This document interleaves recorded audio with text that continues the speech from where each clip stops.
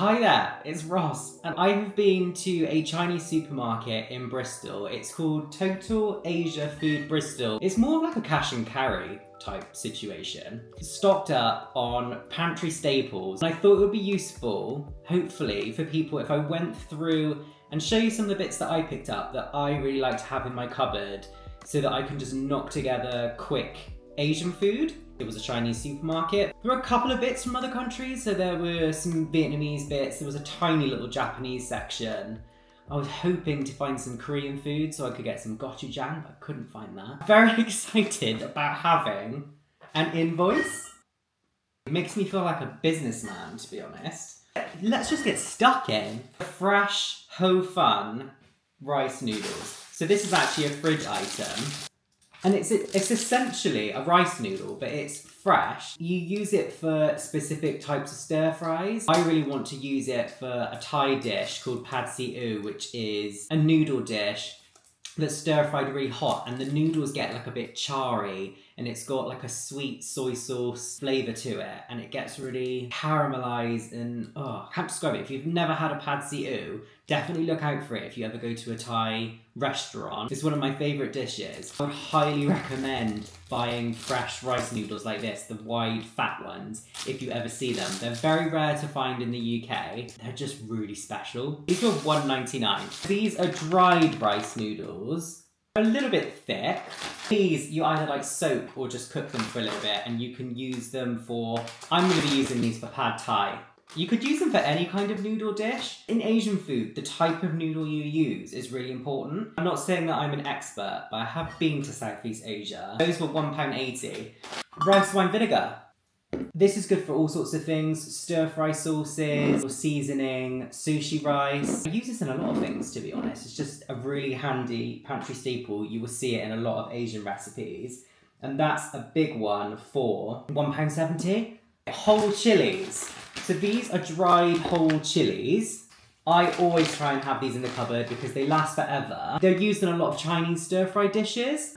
You'd soak them in boiling water, and then they soften up a bit. You can like snip them, is usually what I do. And then you can save the water, because it's almost like a chili infused water, and then use that, like if you need to like loosen up a stir-fry sauce or something. Those were £1.20, by the way. Next up, fish sauce. Some people might think is gross. Like, it gave me the ick, to be honest, when I gave it a smell. And then I used it in the food, and I just realised that fish sauce makes everything better. It's basically used as a seasoning in a lot of Thai dishes, and it doesn't really taste fishy when you include it in things. It just gives it like a salty, umami flavour, and you usually balance it out with a lot of sweetness as well. It's also good for dipping sauces. For example, like a Vietnamese dipping sauce for like spring rolls, or if you bought some gyozas, like handy to have fish sauce for dipping sauces. And the fish sauce was £2.40. Oyster sauce, definitely another staple. This is the Panda brand, Lee Kum Kee. Personally, I find this one isn't as good as some other brands, but it was the only one that I could get. It was reasonable. It was £2.35 for this big one. I will recommend a YouTuber. She's Thai, and she lives in Canada, and her content is really, really good if you want to learn how to make authentic Thai food. So you'd use this for things like stir fries. Yeah, all sorts really. Marinades. If you want to see me make any like Asian dishes, I'm always cooking Asian food. If you want to see me like use some of these ingredients and get ideas of dishes that you can make with this sort of stuff, then let me know if you would like to see that, and if you would want to see that as a YouTube short or more of a longer video. Soy sauces.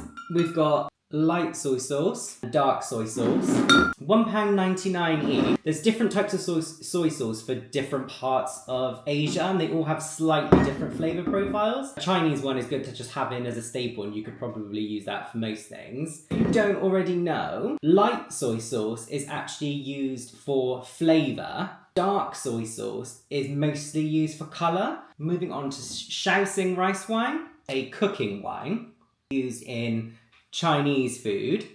This one's usually a bit more expensive because obviously it's an alcohol, $4.99. This just really adds a lot of depth of flavour when you're cooking Chinese sauces. I personally feel like they don't use this kind of thing when you're ordering from like Chinese takeaways. Adds a richness. It just makes it more deeply savoury. Crispy chili oil, always have to have this to hand. It's probably, I would say, an essential condiment, and if you're not using crispy chili oil, what are you doing, to be honest? This will enhance anything. So if you've cooked a stir fry and you just feel like it's lacking a bit of something, pop a bit of crispy chili oil on it and I'm sure it will taste delicious. I don't find it too hot. I sometimes actually use it in dishes and in marinades and dipping sauces and things like that. It's quite versatile. £2.80.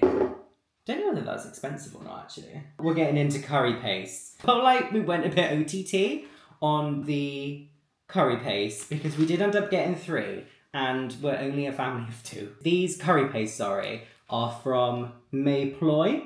Really, really trust that brand. They do a sweet chili sauce that is, in my opinion, the best one. They don't use any like rubbish in their paste. Like if you were to buy a paste from a supermarket, like, you know, Tesco or Asda or something, you're getting a westernized version of that paste and it will be watered down. It won't taste right. And this has all the authentic ingredients in there that you would find in Southeast Asia, but it's all in one tub. This is just really easy to go. This will, when you make this and you like mix it with coconut milk and your vegetables and stuff and protein, it does actually taste like a restaurant quality curry. This is the Penang curry paste, which is actually my favourite. Red curry paste, which I feel like most people are familiar with. You can use this for satay sauce. Finally, this is the green one, which I feel like green is seems to be everyone's favourite. You could make Thai green curry flavoured like meatballs. Those were £2.20 each, which is a really good price. A coconut milk. Apparently this is just a really good one. I remember watching a YouTube video. It was someone who was basically testing all of the coconut milks that you can get from like Asian supermarkets. This one just came out on top. £1.25. Tamarind. Perfect in pad thai. Tamarind's quite like sweet and yeah, it's sweet and tangy, I would say. But you can add it to all sorts of things. You could add it into curries, you could add it into stews. It's just a flavour bomb. That was £2.50. Udon noodles, you can actually find these in normal supermarkets, but these were only 50p each, and they are ready to just add straight into the wok or pan or whatever you're using. And I just find these are really quick if you're doing like ramen or you're doing a weeknight meal and you literally just want to throw together a quick stir fry. You don't even have to cook the noodles. You just add these straight into the pan with everything, add your sauce, and you're good to go. And so useful and quick. These are vermicelli noodles. So I have got a lot of Thai bits considering it was a Chinese supermarket. I promise it was a Chinese supermarket. I like to make Singapore noodles with these, add them into spring rolls if I ever want to make my own spring rolls at home. Again, just a really cheap thing to have on hand. These were only £1.04. So this is spring roll pastry, which you probably guessed is for spring rolls, but you can use it for any of those like appetizers that you would come across in like a Thai restaurant, or you can even use them for samosas and then use them as the pastry for that. I just find this really easy to work with. You can store it in the freezer, but it thaws really quickly. So if you just like leave it out for like half an hour or so, it will thaw really quickly. It's really easy to handle, like it doesn't fall apart, and you get that proper crisp spring roll texture. So don't try going using phyllo pastry or anything like that. If you want to do proper spring rolls, definitely seek out the spring roll pastry because it is different. Oh, there is one more item, but I don't know if this is on the invoice. Maybe this was a freebie. I didn't steal this, by the way. This is black rice vinegar. It is a more fragrant vinegar. It's a little bit more flavour, and I just prefer it. I tend to, if I'm cooking an Asian dish and it needs vinegar, unless it clearly specifies which vinegar, I'll usually opt for this one. It's a bit floral, can't really describe it. It just has, in my opinion, a more unique and better flavour. That is everything. If there are pantry staples that you get from an Asian supermarket, let me know, because I'd be interested to know what other people get. If you enjoyed the video, hit that thumbs up, comment, and subscribe to the channel. Yeah, I'll see you for the next one.